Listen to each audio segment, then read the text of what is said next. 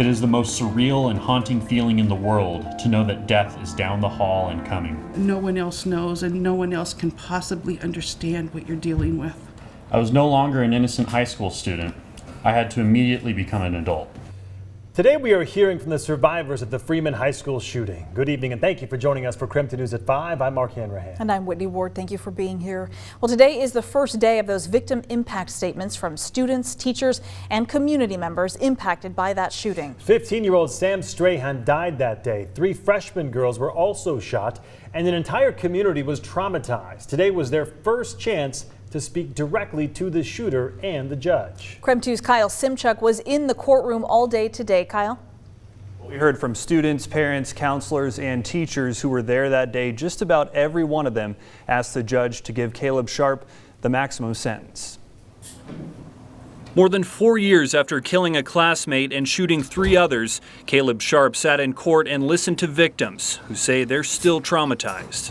My son, that was in 2nd grade at the time, had nightmares for months about a school shooter coming into the elementary school and finding him. That day altered who I am as a teacher. For months afterwards, when I arrived at school, I had to work up the courage to enter the school building. I am constantly suspicious of people and my students, and I think I am a worse teacher for it. I cannot trust my students like I did before. I regularly think, is this it? Is it going to happen again? Is it him or her? Victims advocates read testimony from students, teachers, parents, and the janitor who disarmed Sharp and pinned him to the ground until deputies arrived. Upon entering the hallway, I immediately come eye to eye with Caleb Sharp. Caleb just stares at me. I again immediately point my Leatherman at Caleb Sharp and say, get on the effing ground right now. Throughout today's testimony, Sharp stared down at the table. Nearly every victim asked the judge to give Sharp the maximum sentence. I asked for the maximum sentence to be handed down. At least that would make a small bit of justice and peace of mind for those families who were impacted the most and for our entire community. And today's testimony really showed the scope of things. This shooting impacted kindergartners to grandparents. Mark and Whitney. Well, thank you very much. Among the dozens of statements read in court today was that of the wife of the Freeman School Superintendent, Randy Russell. And this is the first time that we have heard just how this shooting impacted him personally. In the past, he's focused on how the students were recovering in the wake of the shooting. Yeah. So this morning we heard about his personal journey. KREM 2's Amanda Rowley is reporting tonight, and his wife's words revealed that emotional and mental toll the shooting had on Russell as well as his family. How do we help the kids? That's been the focus for Freeman School Superintendent Randy Russell for nearly 5 years. Since the shooting at Freeman High School, Russell kept a strong face. But in court today, through the words of his wife, Shauna, we learned just how traumatizing that September day was for Russell and his family. In a statement, Shauna told the judge on that tragic day, it looked like the life had drained out of Russell, but he was holding it together for staff, students, and the Freeman community. She tried to make sure Russell got rest, but over time, she said he struggled with panic attacks. There were times when he would drive halfway to work, turn around, and come home. I would calm him down and do my best to keep him from having a full-blown panic attack. This became a norm for a while. One day his panic attack was so bad I had to take him to urgent care because he thought he was having a heart attack. There was nothing I could do to get him to calm down. Seeing him breaking down has been one of the hardest things for me through all of this.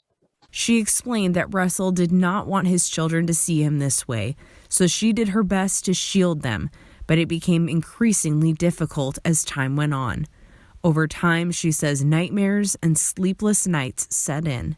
Shauna told the judge she hopes her family and the Freeman community can find closure when the shooter is finally sentenced. Amanda Rowley, KREM 2 News. And today was also the first day of 2 weeks of those victim impact statements. There will be a total of 8 days of testimony on Zoom and in person. That's to accommodate 150 survivors who have indicated they do want to be heard. Those statements are scheduled to end next Thursday. That's February 3rd. After all the victims are finished, then the judge will hand down the sentence. KREM 2 will continue to have continuing coverage of the survivor statements for the next 2 weeks. And of course, we'll be following the eventual sentencing of Caleb Sharp as well. Well, we are following some breaking news out of Northeast Spokane tonight. That's where police shot and killed a man just a few blocks from Chief Gary Park. Police say that man was holding a baby at knife point. Our own Ian Smay is at that crime scene tonight. Ian, first of all, what do we need to know? How is the baby doing at this hour? Yeah, Whitney, fortunately, Police Chief Craig Meidel said the baby was okay and unharmed through everything that happened today. Meidel also said that police first got reports of the incident at about 12:45 p.m. That's when a woman called crying, saying she thought her baby was dead. And this all just happened just a block away from Stone Street Park, where I'm standing right now. In fact, as you can see, the caution tape is visible from Stone Street Park, where we are standing. The police chief described the scene as chaotic when officers arrived, as multiple cars were moving around the area. He said when they approached the house, officers said the man was holding a baby at knife point. It was several minutes after officers arrived when the shots were fired. They addressed this individual, and within several minutes after that initial contact where they saw the subject holding a knife to an infant, shots were fired. At this point in time, we believe 2 officers fired their weapons. That man was taken to the hospital and has since died from his injuries. And again, we are told the baby was not injured through all of this. At this point, it's still unclear how the man was related to the woman and child, but Meidel did say police have received information that this could possibly be a domestic violence situation. There are still many roads closed off in the area, including De Smet right here at Stone. So if you on the evening commute tonight, maybe avoid the area if you can. And since it was Spokane PD officers who fired the shots, it'll be the Spokane County Sheriff's Office and the Washington State Patrol handling the investigation. Reporting from the Chief Gary Park neighborhood, Ian Smay, KREM 2 News. All right, Ian, thank you. Glad that baby is okay tonight. Well, new at this hour, Spokane Regional Health District saying they have had a data breach. So here's what we know right now. SRHD says the personal data of more than 1,000 patients is potentially affected. An internal investigation found that a phishing attempt may have let a data thief access protected health information.